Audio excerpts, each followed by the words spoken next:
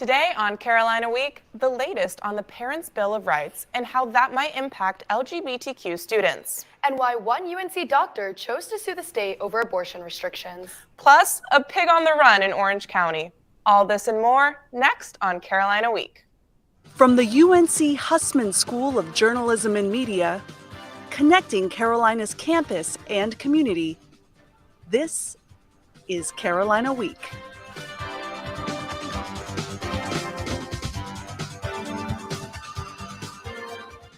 Welcome to Carolina Week. I'm Ashna Shah. And I'm Kasia Sari.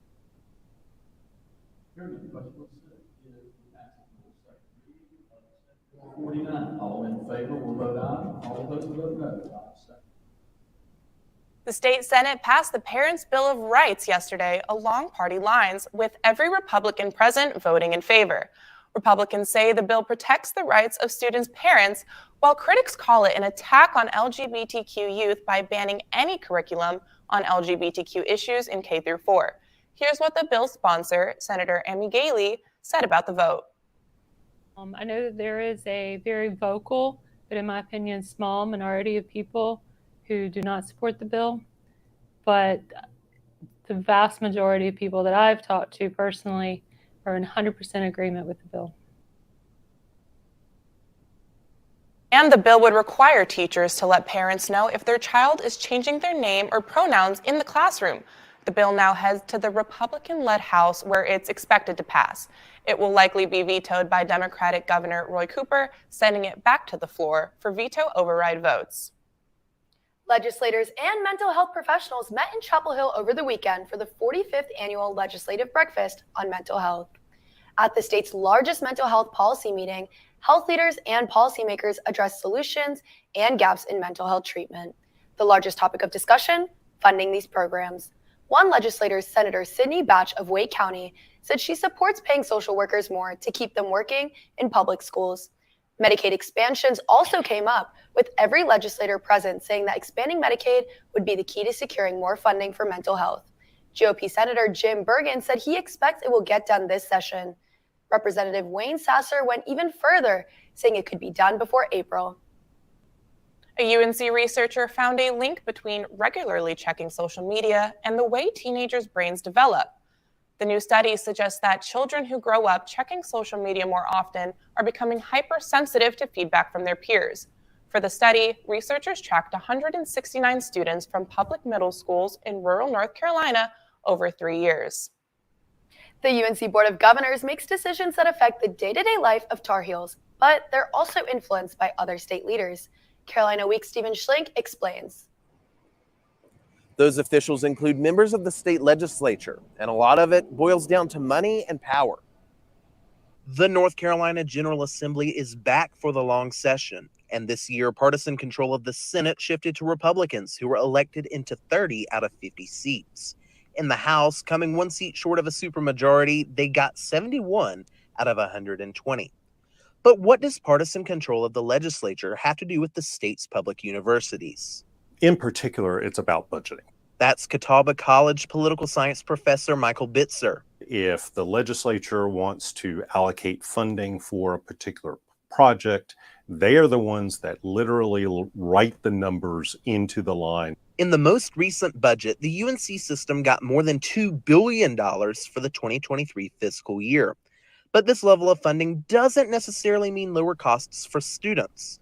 Chapel Hill Senator Greg Meyer sees that as an ongoing issue. I would really like to see us have something that focuses on keeping the cost of attendance down so that students don't end up in so much debt.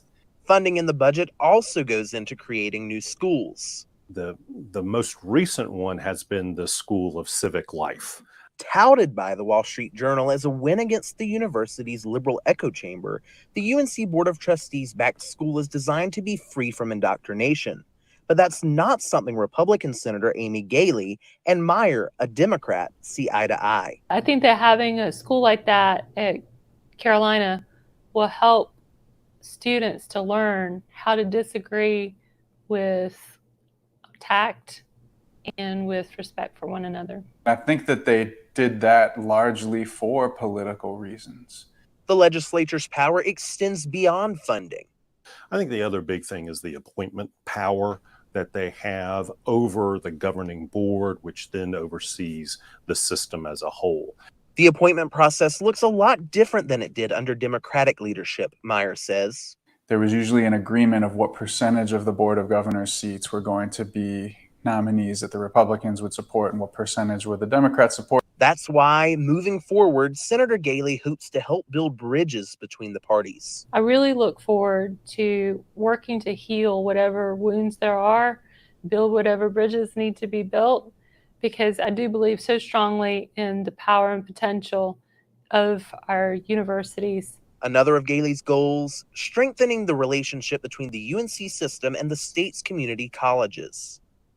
Because it really offers so many benefits to our students. Like affordability, living at home, and working part-time, all while earning college credits.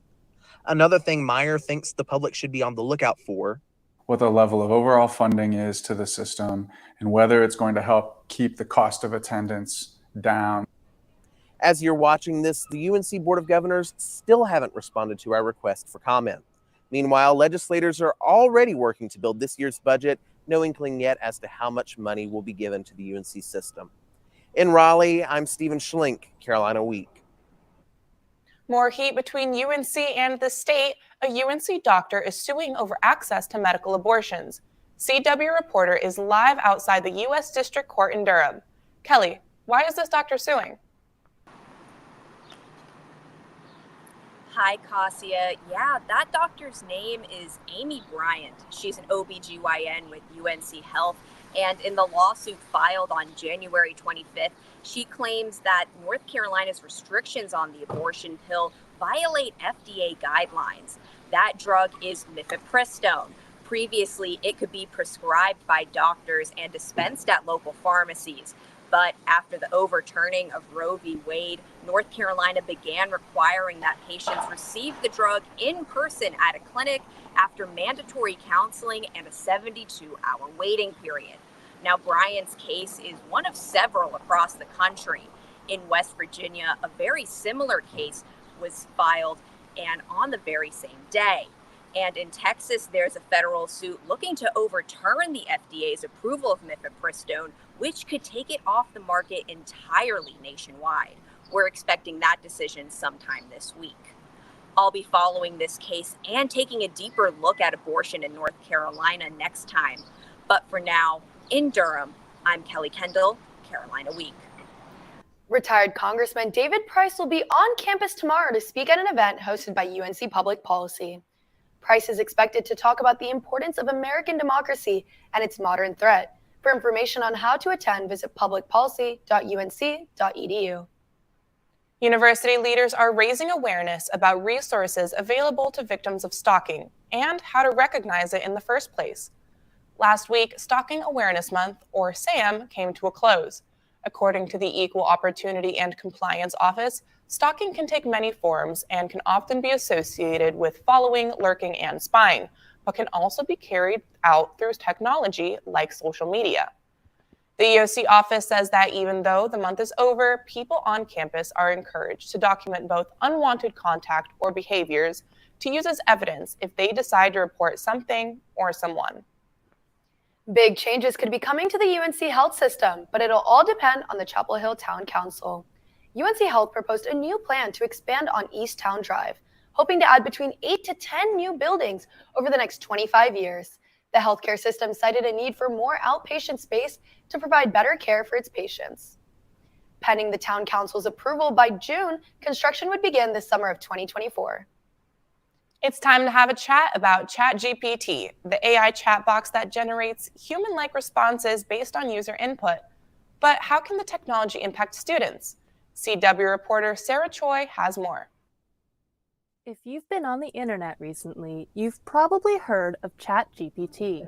So it's actually happening. We're seeing things published by ChatGPT going through peer reviews. That's just part of what campus experts had to say about the AI program in a recent panel hosted by the UNC Center for Information, Technology, and Public Life. But just how does ChatGPT work? To find out, I spoke with Shashank Srivastava, assistant professor of computer science at UNC. Simply put, Srivastava compared it to the predictive text on a phone. And in principle, ChatGPT does the same thing. It's just a much more complex, much bigger model. Users put in a specific request, ChatGPT will generate text to fulfill that request, and users can then provide feedback on what they receive. The program will then use that feedback to improve future responses. ChatGPT generates its responses from datasets, which include everything from scholarly articles to Reddit posts. But even with this vast pool of text, Hussman professor Hisu Jang says that ChatGPT still doesn't take everything into account. And we know that the internet is full of information that is one-sided. Sometimes the voices of marginalized people and communities are not heard. Jang says that ChatGPT reflects existing biases already on the internet back to users. But the lack of inclusivity isn't the only thing alarming academia. Because of its ability to learn and improve, as well as its capability to generate full essays, many educators are worried about its effect on academics. However, Carolina Digital Humanities Director Daniel Anderson said that he's not as worried about cheating. I think everyone's latching on to cheating or plagiarism, and I'm not trying to diminish those concerns, but I don't know. I just feel like it's not time to press the panic button, or that's not the first move. Anderson said he is able to tell whether text was written by a person or generated with ChatGPT. He said that people have already developed programs that can detect if ChatGPT was used. He also says that writing is always evolving and that society has always been worried about change. In Chapel Hill, I'm Sarah Choi, Carolina Week. Well, Ashna, at least ChatGPT can't host a news broadcast. At least for now. Next on Carolina Week, the town of Chapel Hill has major plans to change your walk to class. Stay tuned. I surrender. All right, pal. Get ready for the day, buddy. Hey, Dad. Hey, Dad. Do we have a gun? What's up? Do we have a gun?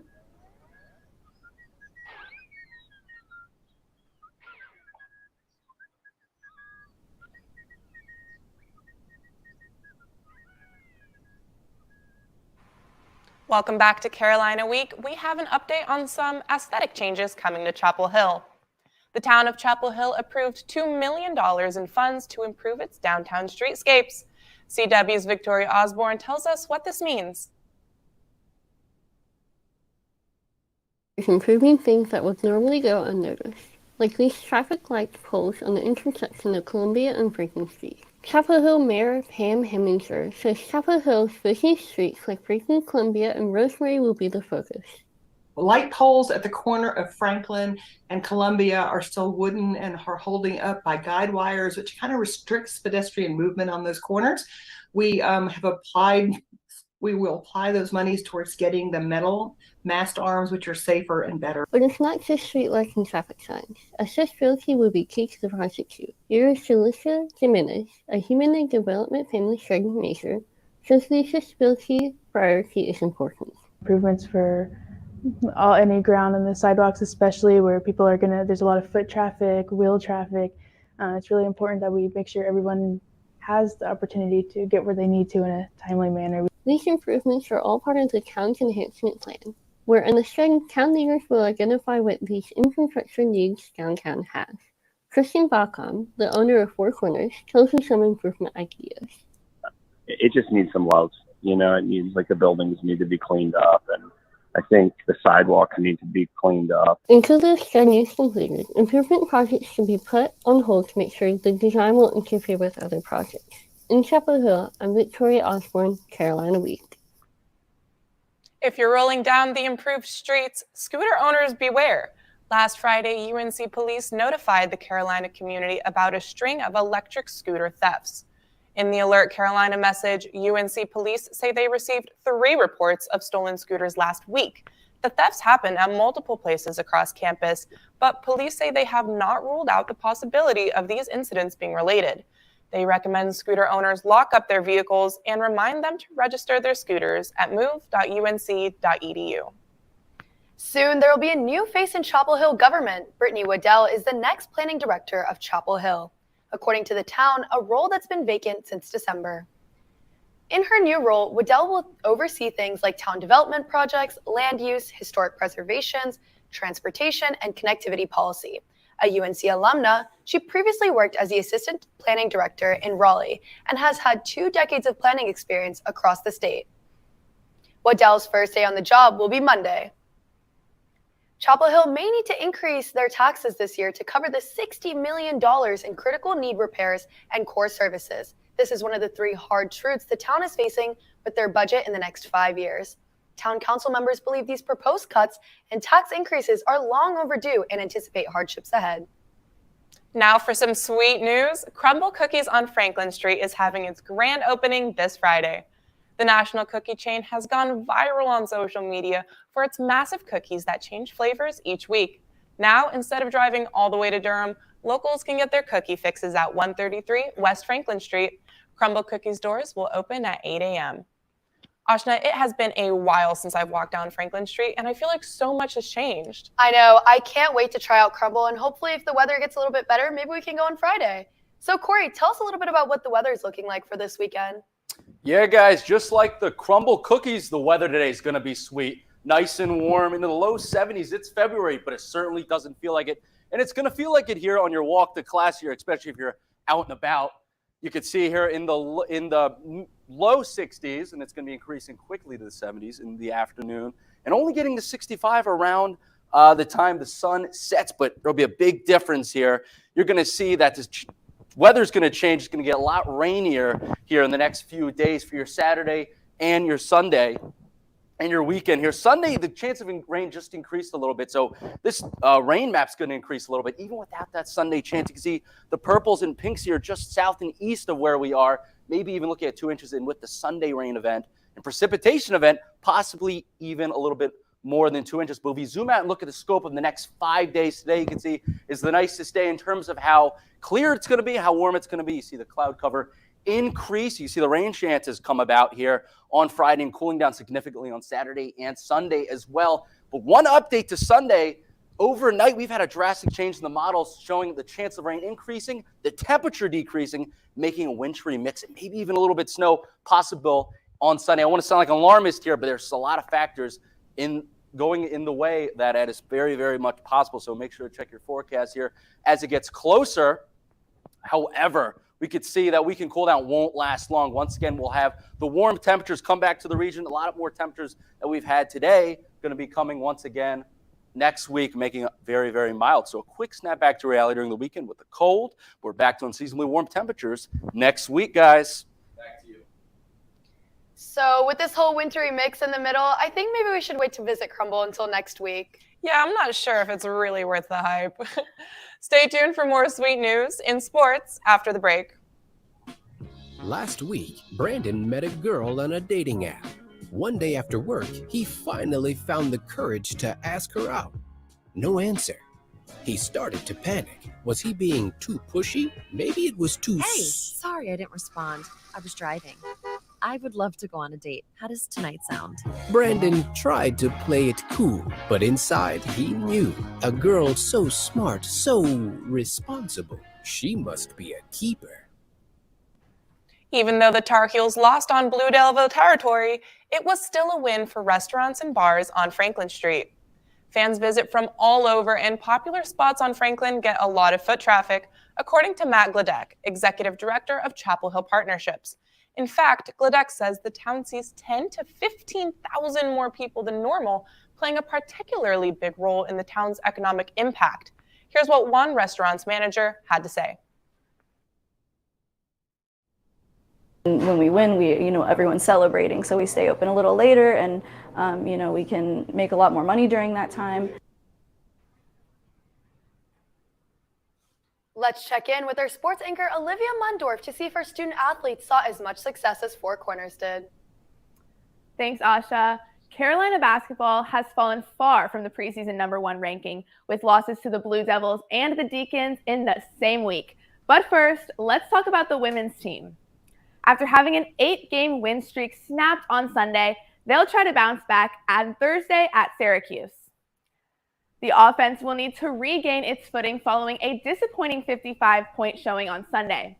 Junior guard Kennedy Todd Williams finished with only 9 points, and she's going to need to find the bottom of the net for the Heels to get back in the win column. The Lady Tar Heels are ready to take the diamond as the 2023 softball season begins this week. With a healthy dose of returning starters and impact newcomers, they'll look to put together a winning record for the first time since 2019.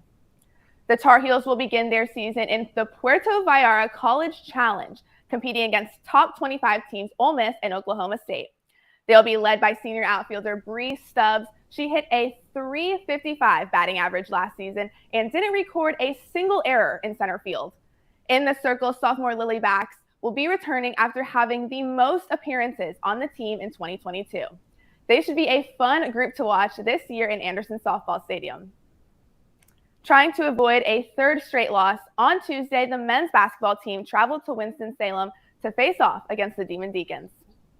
The Heels really struggled in the first half and couldn't get the offense going, trailing as much as 26 points midway through the first. It wasn't until the second half that UNC was able to begin to cut the deficit down and make the game closer. Caleb Love carried the Heels with 25 points and 3 rebounds, followed by Armando Baycott, who had 17 points and 11 rebounds before fouling out. The Heels were able to cut the lead down to just 7, but couldn't get the job done as they lose their third straight game, 92-85. After the game, Baycott addressed player accountability. I mean, the passion is there, and I mean, we got the talent to do it, but like I told me, Caleb, RJ, and Leaky, like, we came back for a reason, and this isn't it. And I mean, it starts with us four. To talk more about last night, let's bring in men's basketball analyst Riley Kennedy. Riley, the loss has had a lot of Tar Heel fans really worried about where this team stands at this point in the season. And as we witnessed last night, the lack of communication is a big problem. Yeah, Olivia, no communication on defense on this first clip, right? RJ's going to get a pick here, and Puff's not talking to RJ. RJ's got to go back, and Armando's guy comes up, and they dunk it, right? Here's a replay. If I'm Puff, I'm saying, RJ, pick left, right? RJ's got to get out.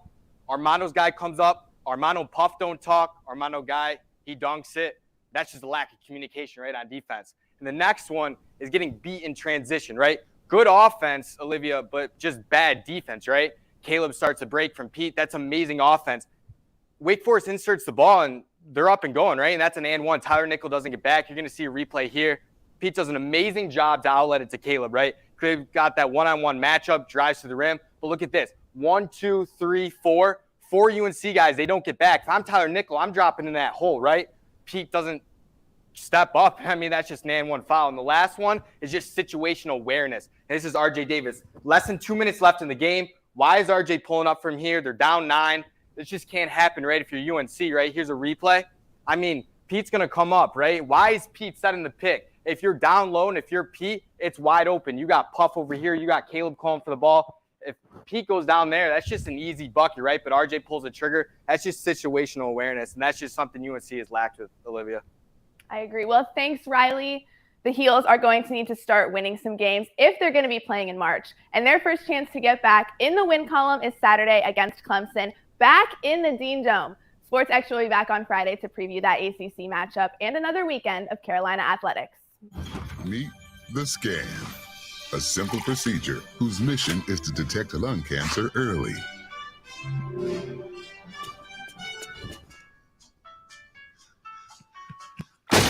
I'm here to save you. Risk for lung cancer. Oh man, that's a new fence. If you smoke, early detection could save your life. Learn more at savedbythescan.org. Run Escape Room has reopened.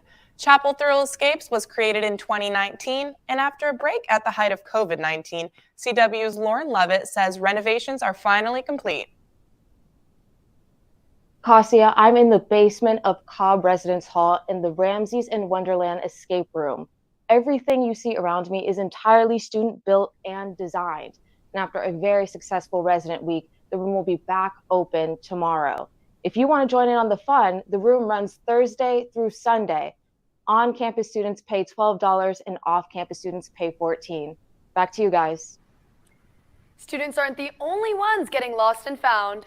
That's right, Ashna. After a wild social media chase in Orange County, a lost pig was captured.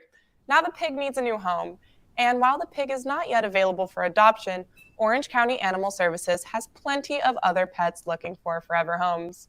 Kassia, do you have any pets at home? I have the cutest mini schnauzer named Kobe, but I don't really think he's looking for a pig brother right now. Yeah, I wouldn't think so. Thanks for watching this week's edition of Carolina Week. We'll see you in 2 weeks. Enjoy your wellness days.